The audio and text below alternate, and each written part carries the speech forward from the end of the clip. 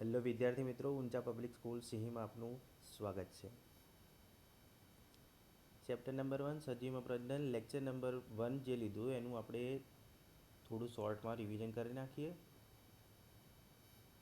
તો સજીવોમાં પ્રજનન જીવનકાળ. તો સજીવના જીવનથી લઈને તેના કુદરતી મૃત્યુ સુધીના આવર્તા સમયગાળાને સજીવના જીવનથી લઈને કુદરતી મૃત્યુ સુધીના આવર્તા સમયગાળાને જીવનકાળ કહેવામાં આવે છે. અને દરેક પ્રાણીનું જીવનકાળ અલગ અલગ હોય છે. એટલે કે કેરી એટલે કે આંબાનો જીવનકાળ પીંપળાની સરખામણીમાં ઘણો ઓછો હોય છે. તેમજ પોપટનો જીવનકાળ એટલે કે પોપટ 140 વર્ષ જીવે છે, જ્યારે કાગડો 15 વર્ષનું આયુષ્ય ધરાવે છે. તો તેની સરખામણીમાં પોપટનું આયુષ્ય વધુ હોય છે. તો આમ દરેક સજીવનું આયુષ્ય નિશ્ચિત હોય છે. તો હવે કોષીય સજીવ એટલે કે અમીબા જેવા જે પ્રાણીઓ છે એનું નૈસર્ગિક મૃત્યુ કોઈ હોતું નથી, પરંતુ તેના સજીવમાંથી કોષ વિભાજનની પ્રક્રિયા કરી નવા બાળ સજીવનું નિર્માણ કરે છે. તો આમ અમીબા જેવા જે પ્રાણીઓ છે એ કોષીય સજીવ છે. તે કોષીય સજીવો અમીબા છે, પેરામિસમ છે. તો આવા પ્રાણીઓ છે તો એક કોષીય વિભાજન દરમિયાન નવા બાળ સજીવ બનાવશે, પણ આમ એમનું કોઈ નૈસર્ગિક રીતે મૃત્યુ હોતું નથી.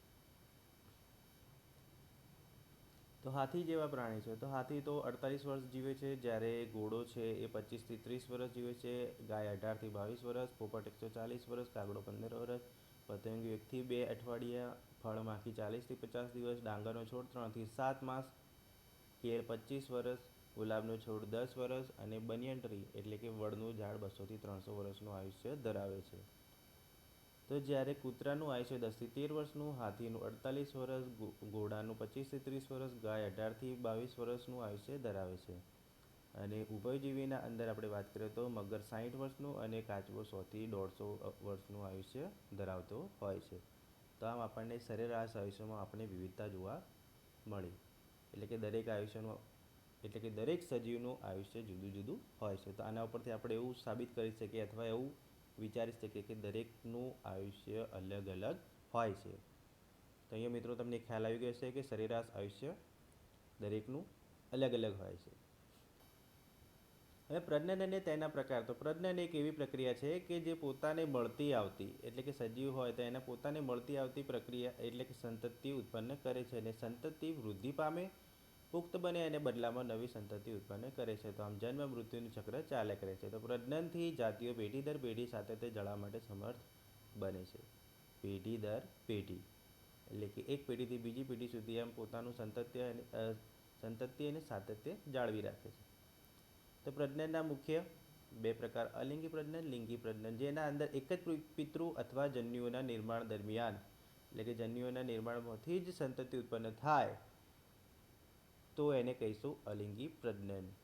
એટલે કે જ્યારે એક જ પિતૃમાંથી જન્યુનું નિર્માણ થયા વગર સંતતિઓનું સર્જન થાય તો તેને અલિંગી પ્રજનન કહીશું. અને લિંગી પ્રજનન તો જ્યારે બે પિતૃ પ્રજનનની પ્રક્રિયામાં ભાગ લે છે એટલે કે નર અને માદા જન્યુનું જોડાણ થતું હોય તો તેને લિંગી પ્રજનન કહેવાય.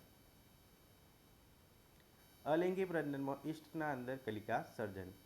ઈસ્ટ છે તો ઈસ્ટના અંદર બળ એટલે કે કલિકા સર્જન થાય છે અને ધીમે ધીમે કલિકાનું મોટું બનવું અને અહીંયાથી છૂટી થઈ જાય છે. તો આમ કલિકા સર્જન આપણને જોવા મળશે. આ કલિકા અહીંથી મુક્ત થઈ જાય છે અને નવી કલિકા એટલે કે નવા ઈસ્ટ તરીકે વર્તન કરે છે. હવે અમીબામાં દ્વિભાજન.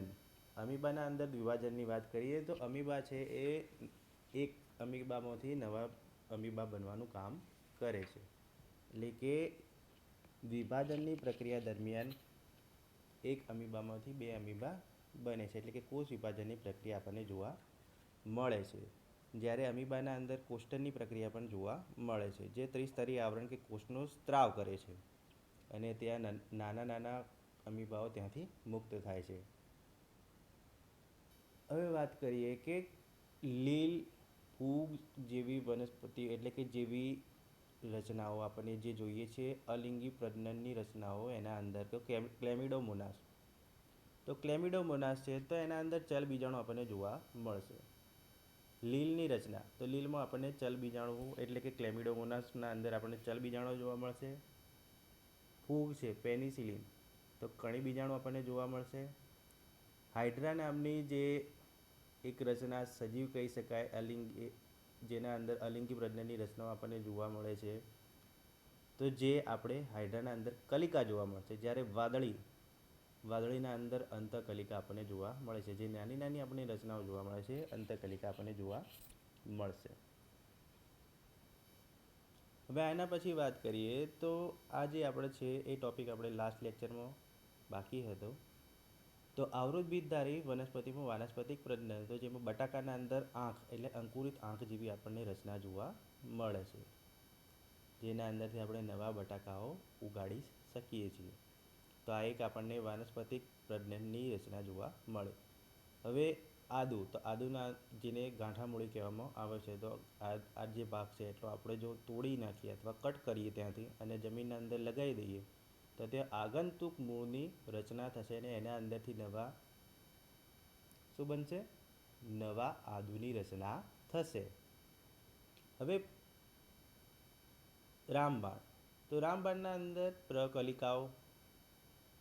પ્રકલિકાથી નવા રામબાણની રચના થશે.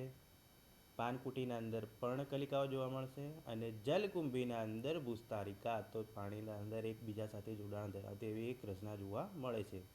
તે ભૂસ્તારિકા દ્વારા નવા પ્લાન્ટ એટલે કે નવા છોડની રચના થતી હોય છે.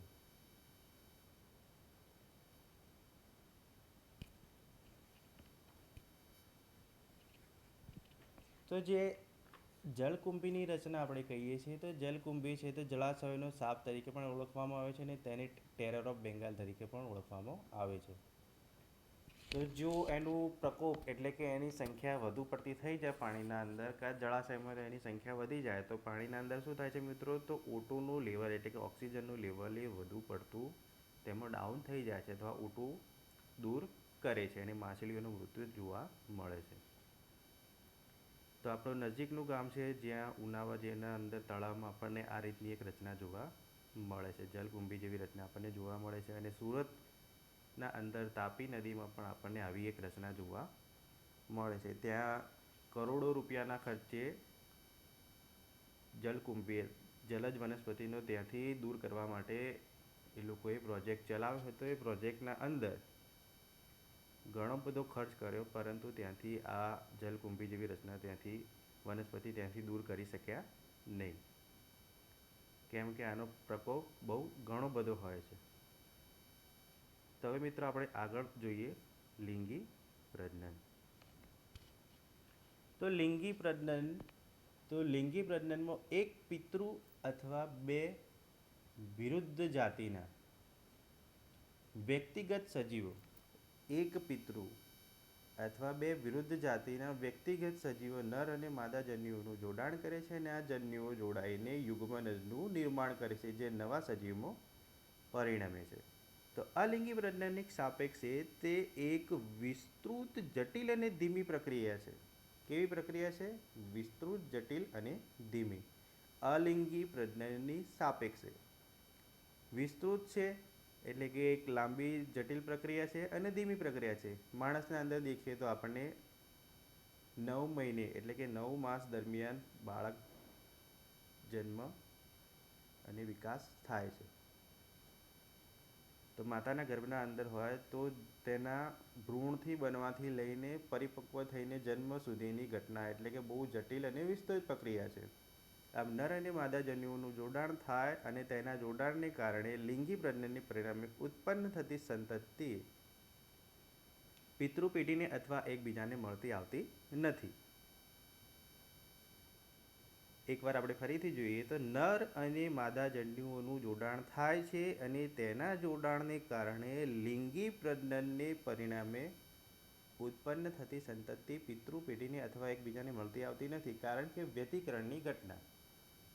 તો વ્યતિકરણની જે ઘટના થાય છે એ વ્યતિસંકરણની ઘટના દરમિયાન નર અને માદા બંનેના જન્યુઓ, બંનેના ડીએનએની એકબીજા સાથે અરસપરસ અદલા બદલી થાય છે અને એના દરમિયાન બાળકના અંદર તો બાળકમાં નવા ડીએનએની રચના થાય છે અને નવા લક્ષણો ઉત્પન્ન થશે. એટલે કે નરના લક્ષણો અને માદાના લક્ષણો ભેગા થાય અને બંને લક્ષણો ભેગા થયા પછી એક નવા બાળ સંતતિની ઉત્પત્તિ થાય છે. એટલે કે એકબીજાને મળતી આવતી નથી. એટલે બંનેના લક્ષણો મિક્સ હોય એવી સંતતિ આપણને જોવા મળે છે. તો બાહ્યકાર અંતસ્થ રચના અને દેહ ધર્મ વિદ્યામાં જુદાપણું દર્શાવે છે.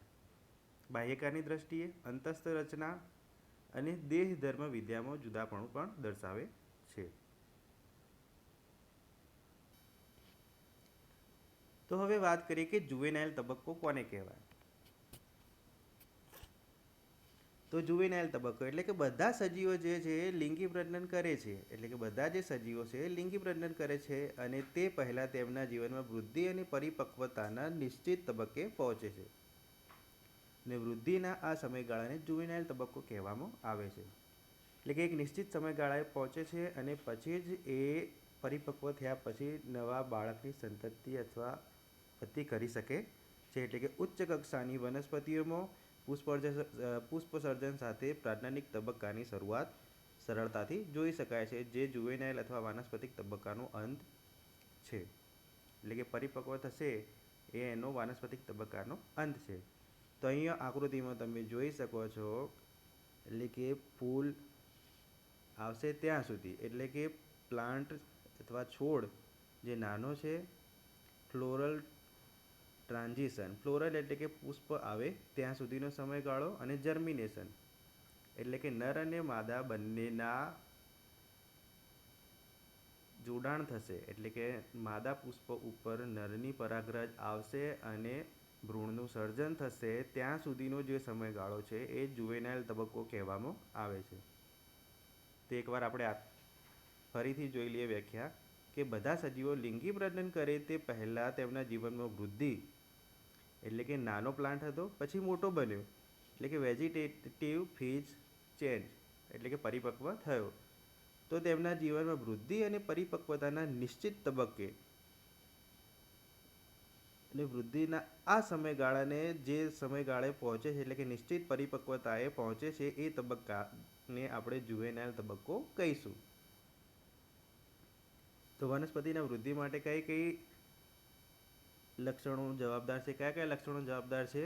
તો ડે લાઇટ એટલે કે સૂર્યપ્રકાશ, લાઇટ ઇન્ટેન્સિટી એટલે કે એની તીવ્રતા, ક્વોલિટી એટલે કે કેવા પ્રકારનું છે, હાઈ છે કે લો છે, ન્યુટ્રિયન્ટ એટલે કે પોષણ, પ્લાન્ટ હોર્મોન એટલે કે અંતઃસ્ત્રાવો, અને તાપમાન.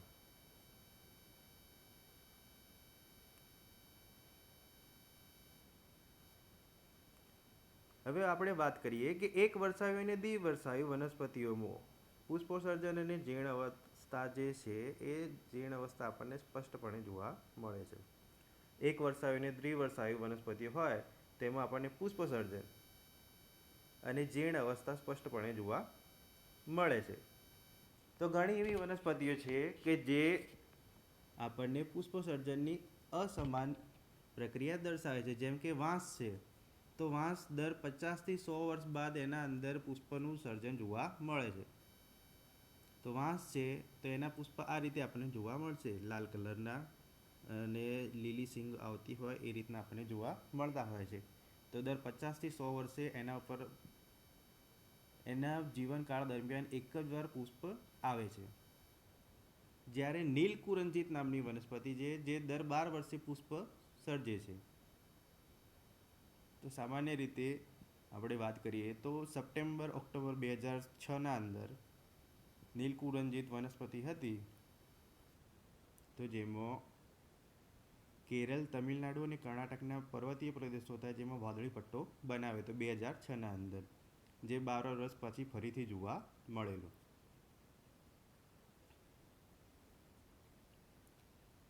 હવે એના પછી આપણે વાત કરીએ તો બહુ વર્ષાયુની વાત કરીએ. તો એ બહુ વર્ષાયુ વનસ્પતિ હતી તો કઈ હતી? વાંસ, કે જે દર 50થી 100 વર્ષે જોવા મળે છે પુષ્પસર્જન, અને નીલકુરંજિત જેને આપણે વૈજ્ઞાનિક નામ છે સ્ટ્રોબિલેન્થસ કુન્થિયાના, કે જે દર 12 વર્ષે પુષ્પસર્જન કરે છે. નીલકુરંજિત નામની વનસ્પતિ છે જે દર 12 વર્ષે પુષ્પસર્જન પ્રેરે છે, જે આપણને કેરળ, તમિલનાડુ અને કર્ણાટકના પર્વતીય પ્રદેશોમાં જોવા મળેલી. તો હવે ઋતુકીય ઋતુચક્ર. તો ગાય, ઘેટાં ઉંદર, હરણ, કૂતરા, વાઘ જેવા જે પ્રાણીઓ છે જે પ્રાઇમેટમાં ન હોય, પ્રાઇમેટ એટલે કે નોન પ્રાઇમેટ હોય તેવા સસ્તનોમાં પ્રજનન દરમિયાન જોવા મળતી ઘટના, તો જેને આપણે કહીશું ઋતુકીય ઋતુચક્ર.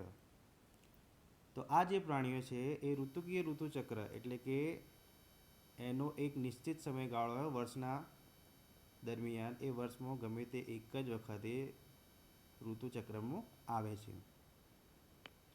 જ્યારે માસિક ઋતુચક્ર તો પ્રાઇમેટ, તો વાંદરા, એપ અને મનુષ્ય જેવા જે પ્રાણીઓ છે એ દર માસ દરમિયાન એટલે કે દરેક એક નિશ્ચિત સમયગાળો હોય એ દરેક નિશ્ચિત સમયગાળા દરમિયાન માસિક ઋતુ ધર્મમાં આવે છે.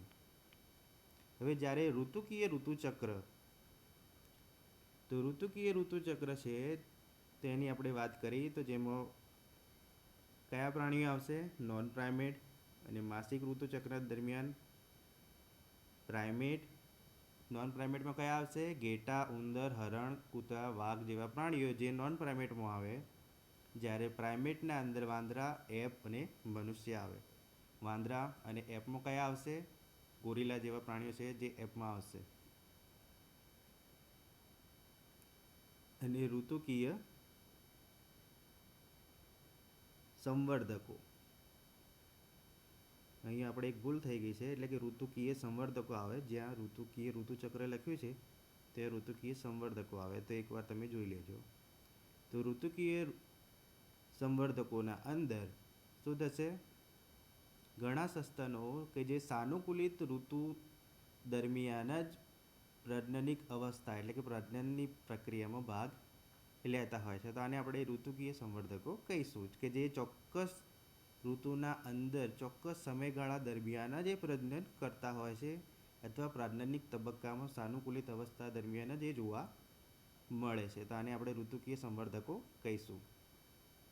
અને સતત સંવર્ધકો, તો ઘણા સસ્તનો અને તેમના સમગ્ર પ્રજનનિક તબક્કા દરમિયાન પ્રજનન માટે સક્રિય હોય છે, એટલે કે એમને કોઈ ચોક્કસ નિશ્ચિત સમયગાળાની જરૂર હોતી નથી. તો આવા જે સંવર્ધકો હોય તો એવા સમગ્ર પ્રજનનિક તબક્કા દરમિયાન પ્રજનન માટે સક્રિય હોય છે. સતત સંવર્ધકો છે એ જ્યારે ઘણા સસ્તનો અને તેમના સમગ્ર પ્રજનનિક તબક્કા દરમિયાન, એટલે કે વાંદરા છે, એપ છે, માણસ છે, કે જે કહી શકાય કે વર્ષના ગમે તે દિવસ હોય કે ગમે તે માસ હોય એ દરમિયાન એ નર પ્રાણી એ પ્રજનન માટે તૈયાર હોય છે, તો એને આપણે કહીશું કે સતત સંવર્ધકો. વ્યાખ્યામાં આપણે જોઈએ તો ઘણા સસ્તનો તેમના સમગ્ર પ્રજનનિક તબક્કા દરમિયાન, એટલે કે એમની પુખ્ત અવસ્થા હોય તો એ પુખ્ત અવસ્થા દરમિયાન પ્રજનન માટે તૈયાર રહે છે, તો એને સતત સંવર્ધકો કહીએ. અને ઋતુકીય સંવર્ધકો, તો ઋતુકીય સંવર્ધકો એ ચોક્કસ સમયગાળા દરમિયાન, એટલે કે ચોક્કસ કોઈ માસ હોય અથવા ચોક્કસ ઋતુ હોય એના દરમિયાન જ એક્ટિવ અવસ્થામાં હોય છે. તો આને ઋતુકીય સંવર્ધકો કહીશું. અને સતત સંવર્ધકોને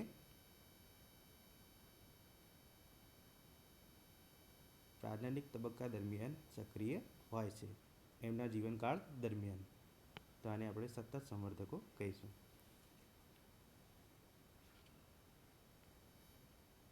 થેન્ક યુ. તો મિત્રો, તમને અહીંયા કોઈ પણ ટૉપિકના અંદર ખ્યાલ ન આવે તો તમે મને વોટ્સઅપમાં મેસેજ કરી શકો છો. સ્ક્રીનશોટ, જે બી ટૉપિકમાં તમને ખ્યાલ ન આવ્યો હોય એ ટૉપિકમાં તમે મને સ્ક્રીનશોટ કરી વોટ્સઅપ કરી શકો છો. Thank you.